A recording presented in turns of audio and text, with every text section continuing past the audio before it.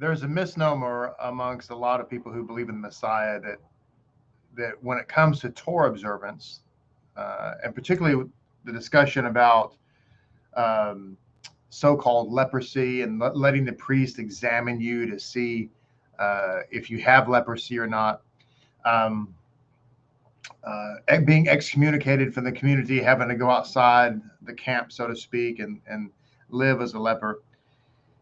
There's an idea that amongst Christians and so forth that this all has to do with health. These were ways in which to prevent spreading disease and so forth and so on. But that's actually not the case.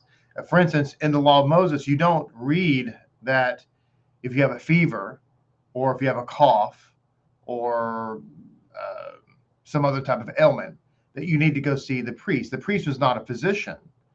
The priest wasn't there to determine whether or not you are sick. There are other, communicable diseases that you could argue, well, you need to go outside the camp because you can't be in here spreading this. The Humash brings down something interesting as well about this topic. It points out that the laws of Zarat, as articulated here in Parashat Tazria-Metzora, actually cannot be physical ailments.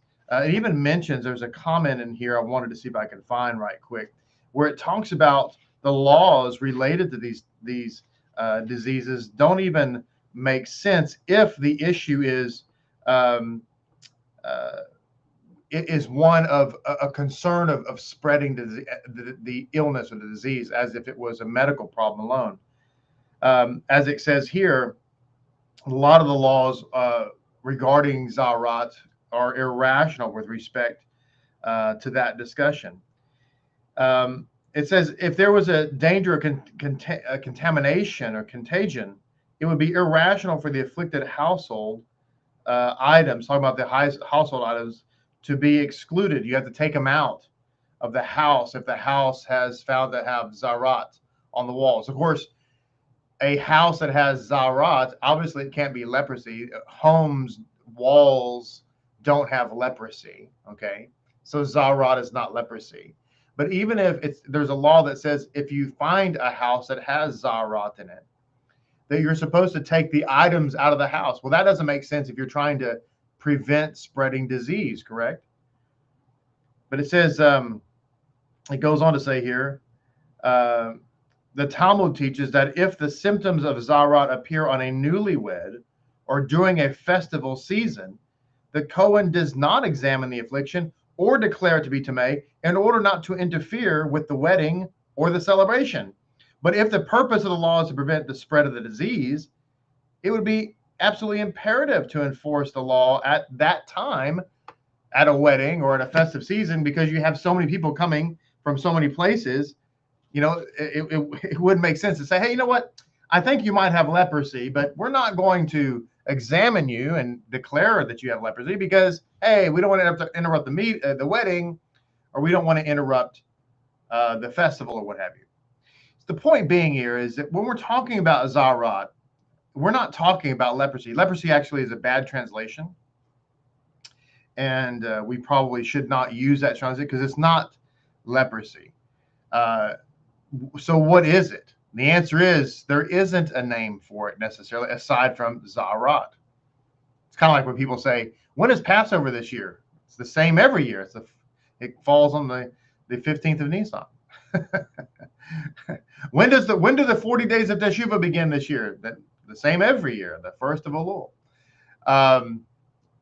So the name of the disease is Zarat, and it's a spiritual disease. And as we're going to find out, yes, it's related to lashon hara, but it's also related to some other ailments as well. And so we're going to discuss this. Can disease have a spiritual root? Absolutely. Does it always have a spiritual root? The answer is no, of course, not always, but it certainly can have. It's like an example of this would be when the Messiah came across someone who was blind, and the blind man was asking for his sight. The disciples asked the Messiah, is this man blind because of his sin or because of the sin of his parents? And what was the Messiah's response was interesting, because he said, on the one hand, it's interesting because he said neither, but in this particular case, this is so that the glory of God can be revealed.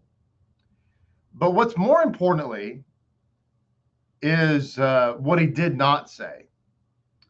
And that is that he did not say to his Talmudim, hey, that's ridiculous. Your sin can't cause disease, and certainly the sin of your parents can't cause disease. So, I mean, that's ridiculous. Disease is just disease. He didn't say that. In fact, as I mentioned before, the anti-missionaries would like you to believe that the sins of your parents, like, you can't be held accountable for somebody else's sin, which of course is completely false, both biblically and it's false with respect to rabbinic idea.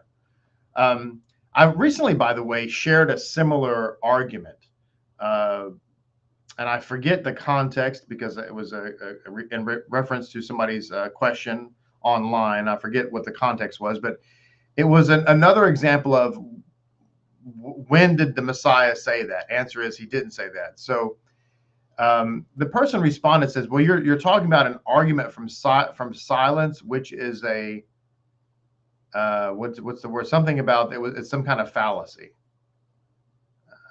I didn't respond to that comment. I just kind of let it go. But ladies and gentlemen, if somebody makes a statement and you don't correct them, if you're the Messiah, okay, and somebody says, well, is this man blind because of his sin or because of his parents' sin? And if that concept is completely false, and you're the master, you're the Messiah, and these are your students, it would be incumbent upon you to say, hey, that's a false idea. And if you don't say it, if you don't address it, if you just say, well, no, in this case, it's not because of that, it's because of this. What you're saying as the teacher is that that is a valid concept. However, in this case, that is not the situation. So an argument from silence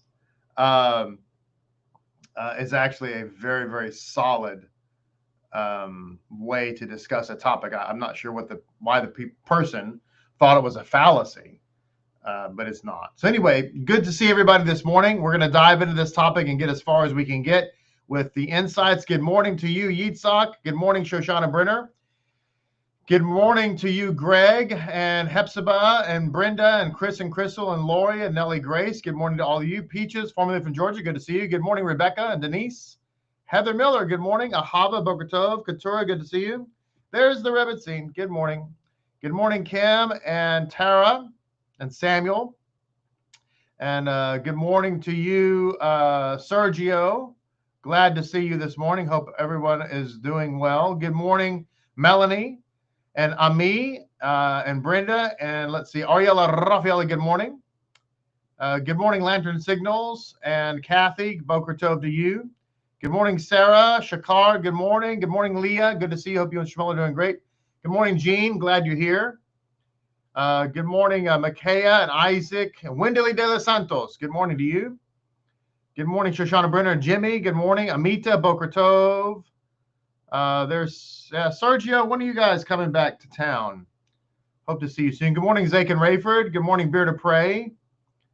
Let's see. Who else do we have? Thelma, Boker Tov. Anna, good morning. Glad you're here. Happy birthday, Anna. I wonder, is this actually your Torah portion? Do you know that for sure? Let's see. Good morning to John and Milka, Boker Tov. Lisa, good morning. Glad you're here. Good morning, Larkin. Good morning to all of you. Glad you're here this morning. And welcome aboard to the program this morning. I'm going to begin by reading some insights here from Rabbi Trugman. There's so many great insights on this particular topic. You know, growing up, I'm sure all of us heard probably at some point the old saying, if you don't have something nice to say, then don't say it at all. Of course, watch your mouth. So we're talking here, again, there's lots of different sins, as we're about to find out, which can lead to the sin, or the disease rather, of Zarat. And one of them, of course, obviously, is the way in which we speak, our talk, our speaking. Now, I mentioned this in a drosh, I think. Yes, I did. I mentioned this in a drosh during Pesach, where I was talking about elevating our speech. Now, I've been in the military. I'm a man, and I've been a boy, and I've been a teenager, and I've been in men's locker rooms. Been to the gym and all that kind of stuff. And so, I'm talking here about language, foul language. Foul language is something that I'm accustomed to, in the sense of everything I just mentioned, right? It's foul language is prolific in the military, prolific in the locker room, et cetera, et cetera. It seems to me, and look, there was a day and age where, I had to clean up my speech, as I'm sure most of you have. But it seems to me in this modern era, foul language is becoming more and more commonplace. Now, I'm just talking here about foul language. I'm going to pigeonhole it into the discussion of lashon hara, because I think that lashon hara is such a broad, lashon hara talking about gossip, talking about slander. It's such a broad topic. It also talks about refining our speech. And we're living in a day and age, and this is just kind of a public service announcement to everybody out there, that it seems like using coarse language, foul language, coarse jesting is commonplace. And it used to be relegated to what I just mentioned. You're in the military, and you're around a bunch of soldiers, sailors, and Marines, and you're in rough and tumble environments. And so language, it seemed like it was relegated to those kind of base places, the gym, the sweaty locker room, kind of these base places. And now you're hearing, however, politicians and public figures, people who we're supposed to respect, and they're using all kinds of foul language, and it's very base. It's part of the moral slide, and I want to encourage all of us to really guard against that, because first of all, using a bunch of foul language all the time just makes you look, if you don't mind me being honest, stupid. My dad told me growing up, he said, "Son, don't use all these foul language words like you hear, because frankly, it just means that you don't have a very strong vocabulary and you just sound like an idiot." If you have to use a foul language word, and you probably know what I'm talking about, every other word that you're talking, hey, that was this, that was that, and you're using this foul language, it's because you kind of lack some IQ points, and you probably need to dive into a dictionary and learn how to learn some other adjectives, so that you don't have to use foul language to describe whatever you're talking about. And the reason you're doing this is because you're just stupid. Okay, that's what my dad was telling me. Okay, and so I grew up, again, I always had it in my mind, because of that life lesson from my dad, that I just didn't want to be stupid. I didn't want to sound stupid. And so therefore, that was a motivator for me, let's put it that way, to try to clean up my lingo. But I just wanted to put that out there, because again, in our day and age, it seems like, just like tattoos, everybody and their dog has a tattoo. It didn't used to be that way. Did not used to be that way. Back in the day, only thugs and criminals and gang members had tattoos. Now everybody has one. But I'm just saying that, you see kind of a progression here. Okay. All right. Enough about that. Let's dive into Rabbi Trubin's commentary here. Let's see what he has to say. It says the portions of Tazria-Metzora deal primarily with the skin disease called Zarat, commonly translated as leprosy. But as we discussed, it's not really leprosy. So the sages point out, though, that this particular disease was not caused by physiological factors, but rather was the outcome of various spiritual flaws. God afflicted the sufferers in order to force them to come to terms with the reason for their malady and change their way. So the point of when God afflicts you, the point of the affliction is correction. It's not entirely punitive. In fact, one could argue maybe it's not punitive at all. It's meant to be corrective. Okay. So it says in the Talmud, Arachin 16a enumerates a long list of sins that cause the disease, including, these are the sins. So it's not limited to lashon hara, but this is what the Talmud brings down in Arachin 16a. It includes bloodshed, robbery, false oaths, sexual misconduct, pride, and selfishness. However, the two sins that stand out as the primary cause of Zarat are, in fact, slander and gossip. The sages even interpreted the Hebrew term used to refer to one who had the disease, a Metzora, as a contraction of the phrase Motzi Shem Ra, slika, Motzi Shem Ra. That is, a spreader of slander, or more literally, one who brings forth evil. Vayikra Rabbah 16:6. One who brings forth evil. So it says the stone Chumash points out that all the sins listed above have one common denominator, and that is an insensitivity to others that implies a tremendous amount of egocentricity. Let me read that again, because I think this is an area where all of us can improve in our relationships, and this will help us to avoid spiritual diseases. And I think this is especially true in the day and age of social media. You know, a lot of the interactions that I have with people, a lot of them occur on social media. And I firmly believe that if we were having these interactions in person, the people would not be as hostile and off-putting as they typically are. There are people who come on social media and they're making an objection, they're disagreeing with some point, or sometimes they're asking a question, but they do so with such veracity, with such guile and condescension. And usually it's very, very hateful. Very often they'll either begin or end their rant with, you're clueless, you're dumb, you don't get it, you don't know the Bible, you don't understand.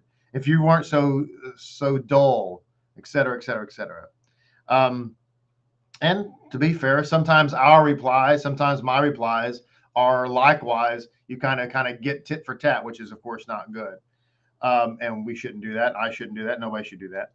But it all boils down to an insensitivity to others that implies a tremendous amount of egocentricity. And that's what really this boils down to. So what we need to do, especially in this time of counting the Omer, is be sensitive to others. Be sensitive to others. And really, in large part, ignore these interactions on social media. And when you feel, by the way, compelled to interact, don't. I one of the techniques that I use, by the way, to help me with this, because these people that are hot-tempered and hateful and so forth, it's challenging to deal with them. So one of the things, and you might have noticed this if you look at our channel, I created, I've done this several different times. I have my latest one where I created my generic response. It's a polite generic response. And in that response, I list 6 or 7 answers to very common objections that I get with almost every comment. And then I also throw in some other insights and some other nuances and some other verses that people might want to consider.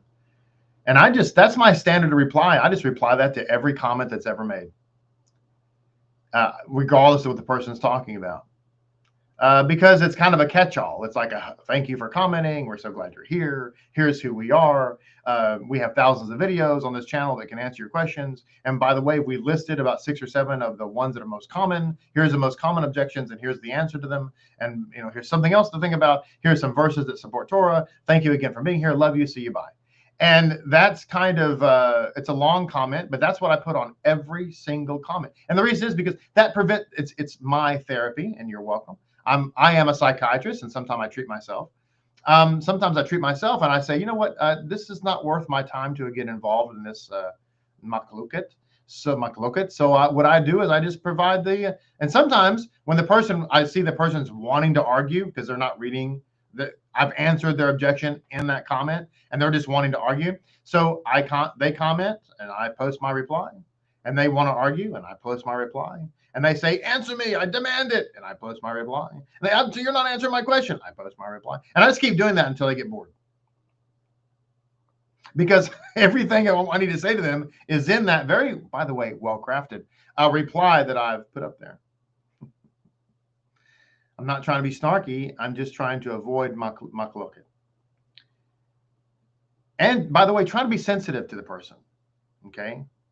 So it goes on to say, in a measure for measure response, because we've been insensitive,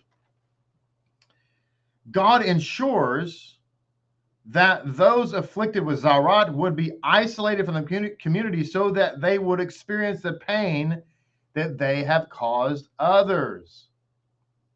This would hopefully cause them to undertake a sincere introspection and move them to repent.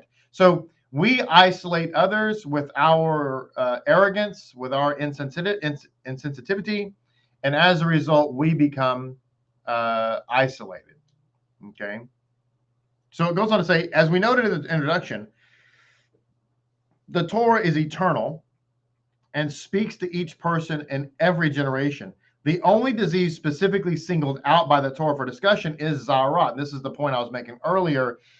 This is the fallacy of people who say, well, a lot of these laws and the Torah have to do with health, and we have modern medicine. But that's actually false. The only disease that's discussed, the only time that the priest rather would don his medical kit would be for this particular thing. Nothing else, not flu, not cold, not whatever else, not anything else. Okay. So it says here, all the commentators agree that the disease causes here are all spiritual. As we will see, the eternal message taught by Zarat not only stems from its emotional, psychological, and spiritual causes, but also from the dramatic and transformative healing process that the afflicted individual underwent. The healing process leading to this genuine paradigm shift and relating to the world occupies much of these two portions of Tazria-Metzora. So it says, despite all the tremendous advances in medicine over the last century until very recently, Western medicine was extremely reluctant to attribute illness or disease to non-physiological factors. The patient's mental state was presumed irrelevant to the occurrence and prevalence of disease, but this attitude is starting to change. And this is so true. We see now more and more, I should say, doctors kind of encouraging prayer for their patients. Not necessarily that the doctors themselves believe in God. They may or may not. But what they're starting to recognize is that prayer has a positive effect on their patients. They're encouraging people to visit people in the hospital. The Talmud brings down, that visiting a sick person is 1/60th of their healing. That's being proven out in modern medicine. That just if someone is sick in the hospital and they have visitors, doctors have figured out, scientists have discovered that they have a better chance of recovery. There are other discussions with other diseases that they're caused rather by emotional factors. I will tell you, if you're one of those people out there who is by nature negative. You are a glass half empty kind of person. I really want to strongly encourage you to make a daily effort to change that point of view, because being negative, always having a pessimistic outlook, can affect your health. I'm talking about health in so many different ways. And so now, so what Rabbi Griffin is talking about here is that, as he says, Western medicine now recognizes that the non-physiological factors are major risk factors for the onset of a whole host of medical conditions, which he lists here include obesity, ulcers, migraine headaches, insomnia, back pain, constipation, digestive problems, high blood pressure, heart conditions. Boy, we all know this now. Stress can cause all of these. Depression and emotional issues can cause obesity. In fact, the number one reason why most people are obese is because of this issue of depression, anxiety. Okay. Ulcers. I mean, how many times people talk about that? Strokes, stress causing strokes, migraine headaches. So in other words, the spiritual aspect is a very important aspect. And we have to look at our life and say, what am I doing that's bringing on, this issue in my life? This is one of the powers of the Gam Zula Tova mindset. It's not intended to be a, que sera, sera, what will be, what will be. It's not intended to be like that. Having said that, it does have a psychological benefit along those lines, meaning that when you have a Gam Zula Tova concept, what it's saying is that I recognize that I'm going through a difficult situation here, but in the end, it's all for the best, because Hashem is allowing this to happen, because at the end of it all, there's going to be a blessing. There's going to be a reward that's going to make me a better person. It's something good is going to happen. So in other words, it really causes you to say, you know what, this is going to end up in a good situation. And it's all going to be for the best. And when you have that mentality, it's really a lot easier to walk through life that way than it is to walk through life with a bunch of stress and anxiety and not knowing, when the next shoe is going to drop. The Yetzer Hara is going to continually talk to you about the negative this, negative that, and you have to brush the Satan off. Okay.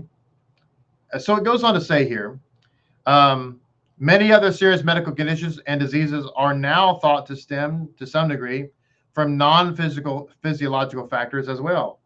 Cigarette smoking, poor eating habits, alcohol consumption, a lack of exercise, now recognized as major causes of ill health and disease, are in turn largely caused by stressful, pressure-driven lifestyles.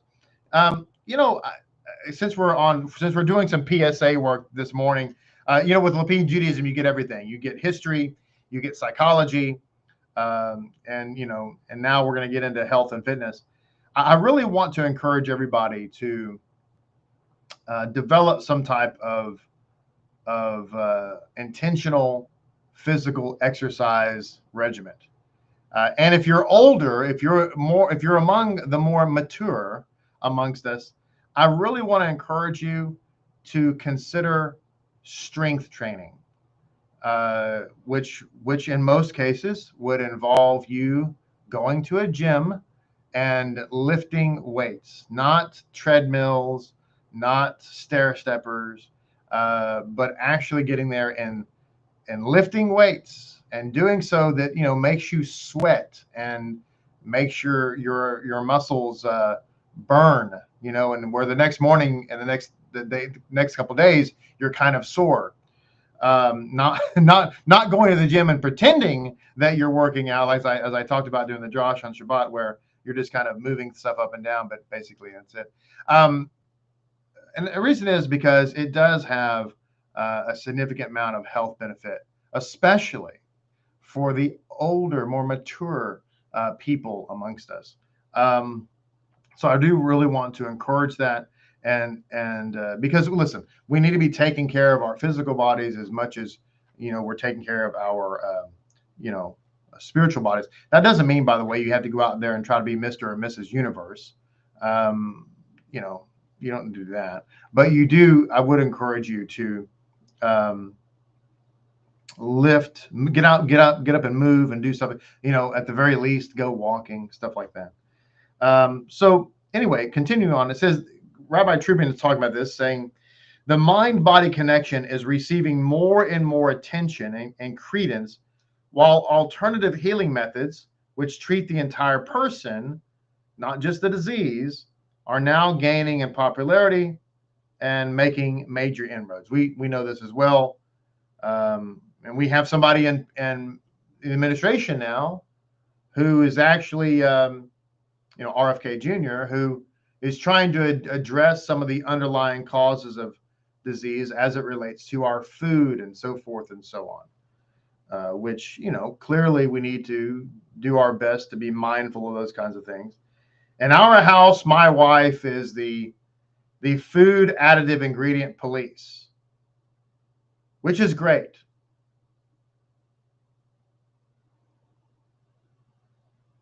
No, seriously, it's great. It has really messed up my Captain Crunch days, but and also things like that. But otherwise, it's great. But you do feel better when you eat better. And that's what I say when I rock myself to sleep at night. So he's going on to talk about the discussion about spiritual issues. Leviticus is saying the affliction is Zarat, and he says the phrase deeper than the skin alludes to the source of the disease being deeper than the superficial physiological symptom alone. Furthermore, the Kohen's extensive role in identifying disease and shepherding the Metzora through the healing process emphasizes the fact that this is a spiritual problem. The reason that the Metzora goes to the Kohen and not the doctor is because the doctor doesn't have the healing for him. The priest is the healer. The priest is the one who's going to be able to help the Metzora get over this. This is why the lepers, the Metzora, went to Messiah. He's the one who could bring them healing. Okay, they needed spiritual healing, not physical healing. They needed spiritual healing. Now, later Jewish writings, such as the Talmud, the Midrash, Kabbalah, and Chassidut, are replete with references to disease. Furthermore, they explain the causes of disease and provide advice on how to heal it, as well as on how to engage in healthy living. By the way, Judaism believes in medicine. Rambam was a doctor. Rabbi Griffin was a psychiatrist. So going to a doctor and going to a psychiatrist, even some people need to go to a psychiatrist. Hello. There was in the Christian world. I remember back 100,000 years ago when I was a Christian.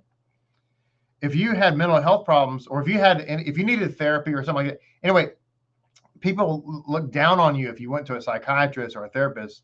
They would encourage you need to go to a Christian counselor or whatever. No. Go to a therapist.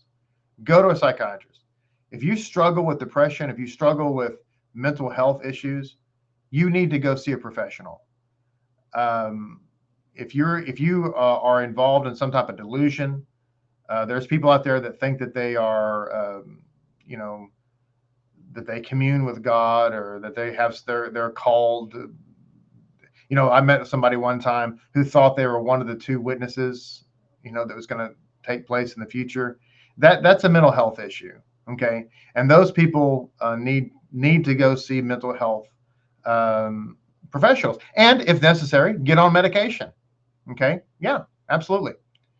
Nothing wrong with that whatsoever. If you have a problem, then you need, if you have a physical problem, you take medication, right? If you have a mental problem, sometimes you have to take medication.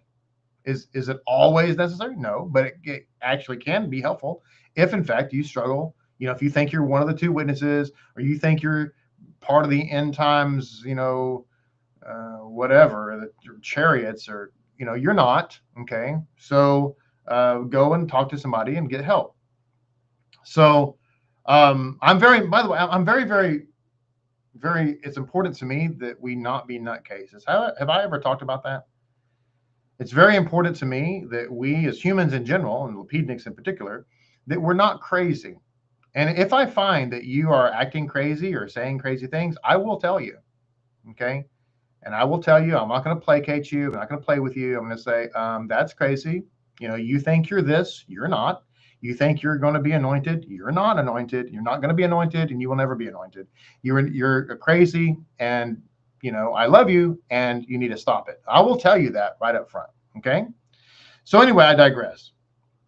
Rambam, for example, he says, wrote extensively about medicine and the prevalence of disease, or excuse me, prevention of disease. And his teachings had profound effect on the medical profession in his time and, of course, long afterwards. Okay. It says all these teachings are predicated on the belief that sickness is intrinsically connected to one's attitudes, actions, and belief systems, and that sickness is ultimately a wake-up call reminding the individual to change his or her ways. And isn't that true?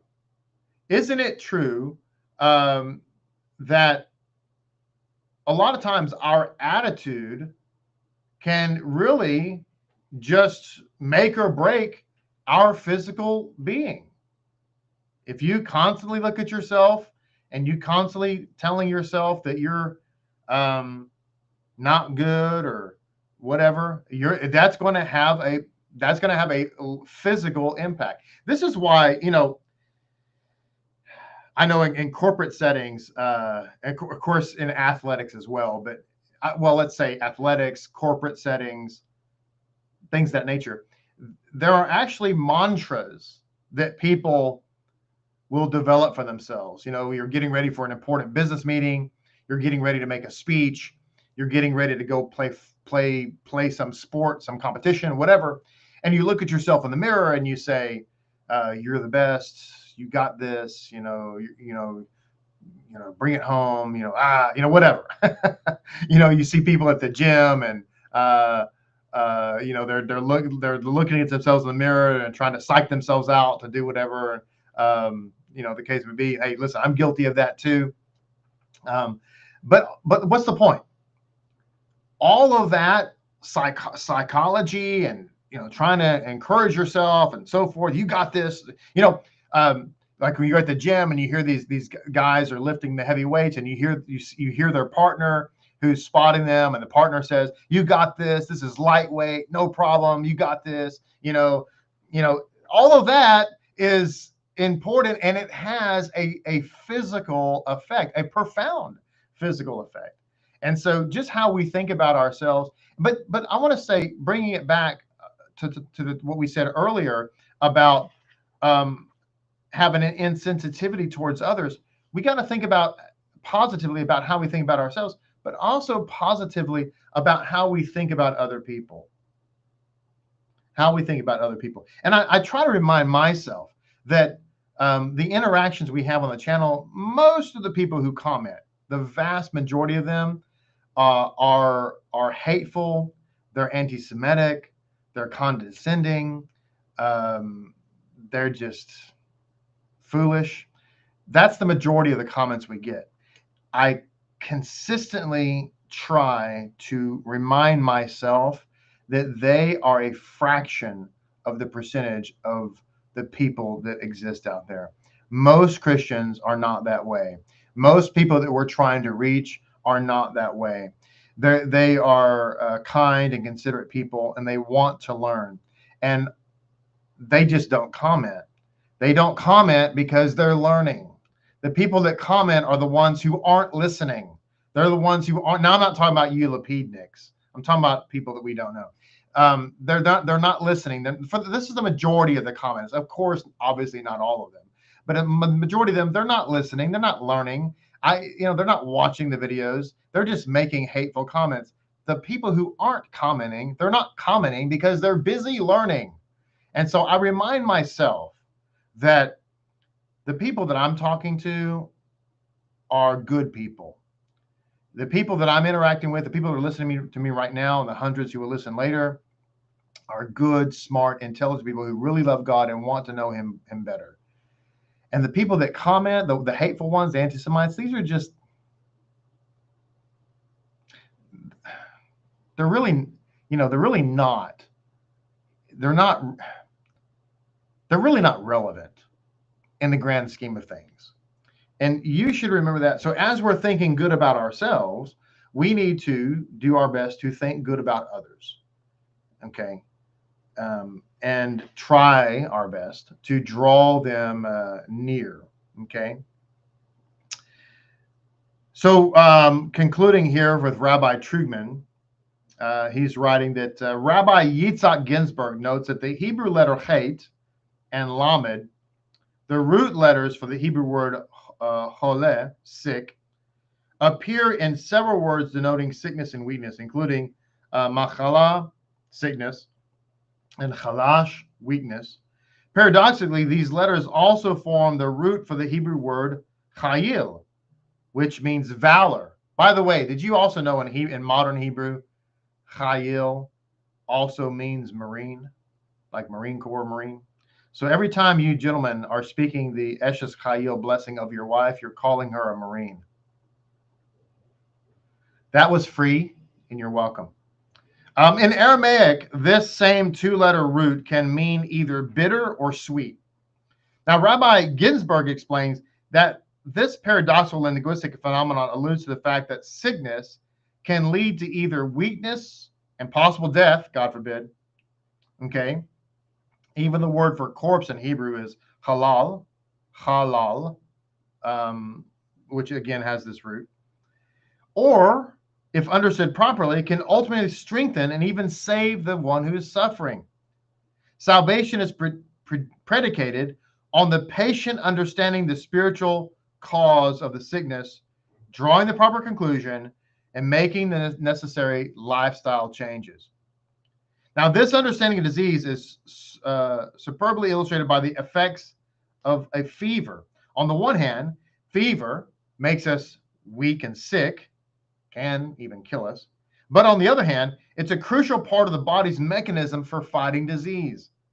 From a traditional Jewish perspective, sickness and disease and all suffering are treated as an opportunity for repentance, atonement, and rectification.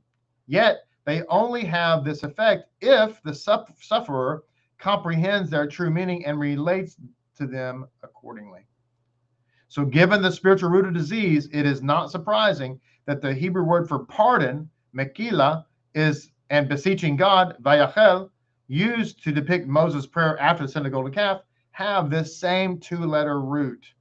In a broader context, the latter Hebrew word means to pray. Thus, it alludes to the very positive effect that prayer has on the physical body as it leads us in the process of repentance, and repentance, therefore, leads us to healing. And finally, Rabbi Nachman of Breslov always emphasized that sadness and depression are the root of virtually all physical and mental ailments. Sadness and depression are the root of nearly all physical and mental ailments. And indeed, the evil inclination is more interested in the depression following the sin than in the act of sinning itself. For nothing is as spiritual and even physical debilitating as ongoing sadness and depression. End of our Aliyah today. Well, now that we know that the disease, talking about Zarat, of course, but really all sickness and disease have such a spiritual root, we should strive to become happy and holy spiritual people, and therefore we would become healthy people. God bless you. Thank you so much for being a part of the program today. It is a blessing to have been with you. I look forward to seeing you tomorrow. Until we meet again, have a great, amazing, and joy-filled day. And go out there and get a gym membership somewhere and go lift some weights. be great. It would do your body great good. Shalom Aleichem, everybody.